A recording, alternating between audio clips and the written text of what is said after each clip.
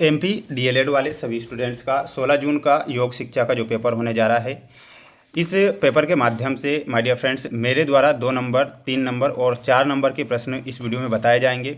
सभी छात्रों को इस क्वेश्चन पेपर को पूरा देखना है, क्योंकि ये जो क्वेश्चन मेरे द्वारा आज यहाँ पर बताए जा रहे हैं सभी प्रश्न आपको परीक्षा में दिए जाएंगे और आपसे पूछे जाएंगे। तो बिल्कुल भी आप पेपर को मिस ना करें।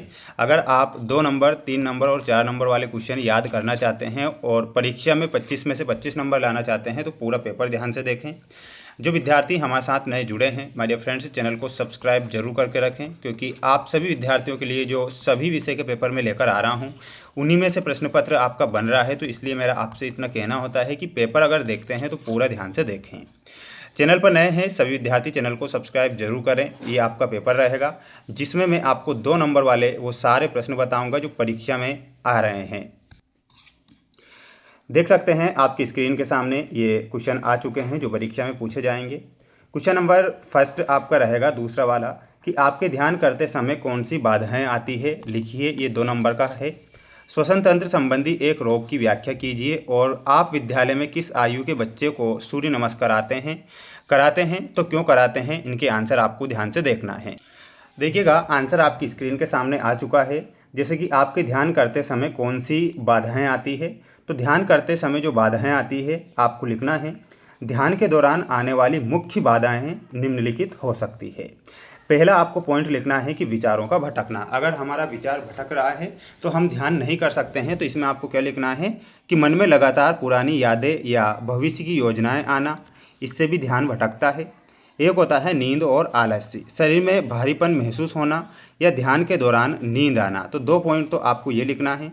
इसके बाद में आपको अगला पॉइंट लिखना है। इन दोनों पॉइंट का स्क्रीनशॉट ले लीजिएगा।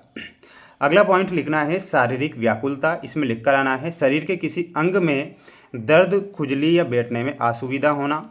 बाहरी शोर में लिखना है आसपास के वातावरण से आने वाली आवाज़ें। अधीरता में लिखना है जल्दी परिणाम पाने की इच्छा या ऊब महसूस करना। तो ये आपको 5 पॉइंट लिख कर आना है, क्योंकि 2 नंबर का ये प्रश्न आपकी परीक्षा में आएगा।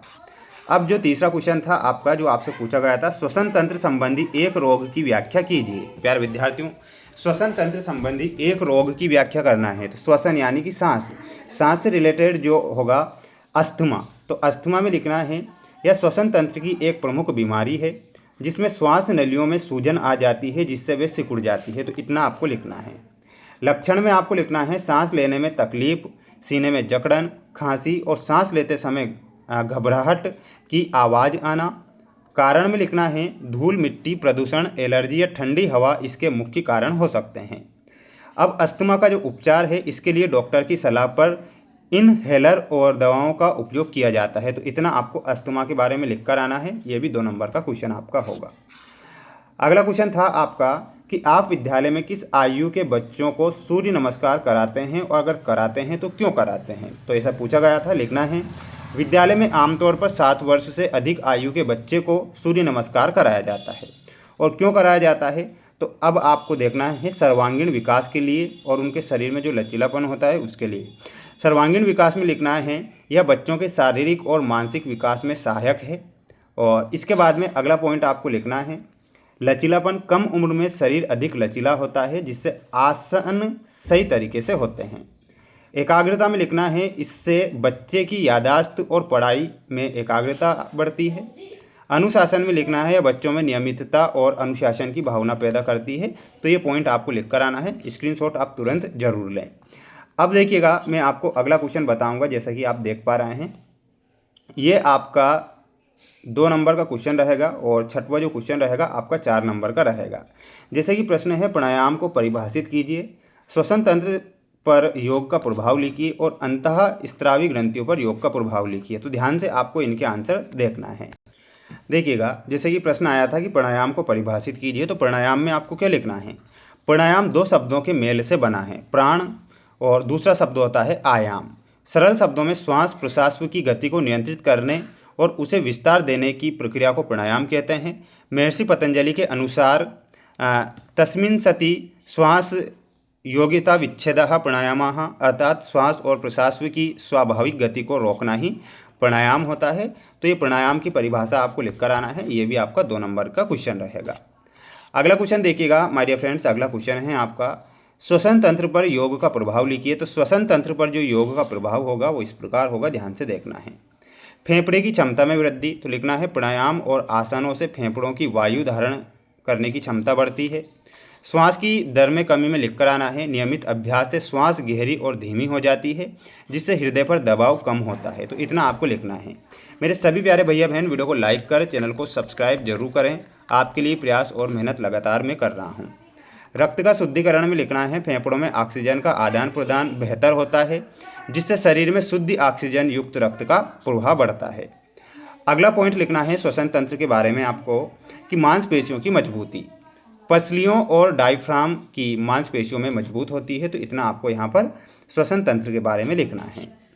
इसके बाद जो आपका अगला क्वेश्चन था जिसमें 4 नंबर का था, ये अंतःस्रावी ग्रंथियों पर योग का प्रभाव लिखिए।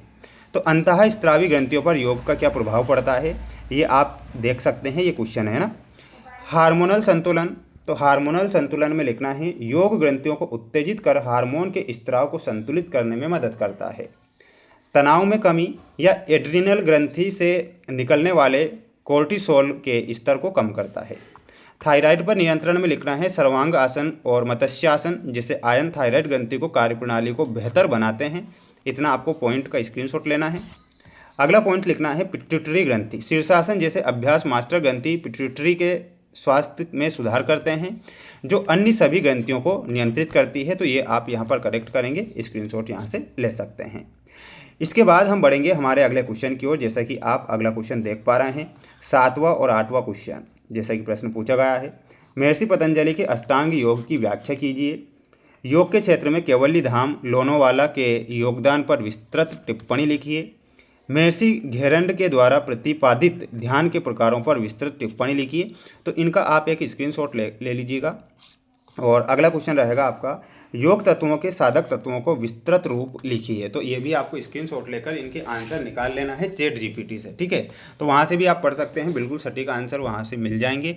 और जो बच्चे आज हमारे साथ नए हैं तो चैनल को सब्सक्राइब करना ना भूलें। आपके लिए प्रयास मेहनत लगातार कर रहा हूँ। मिलते हैं नेक्स्ट वीडियो में।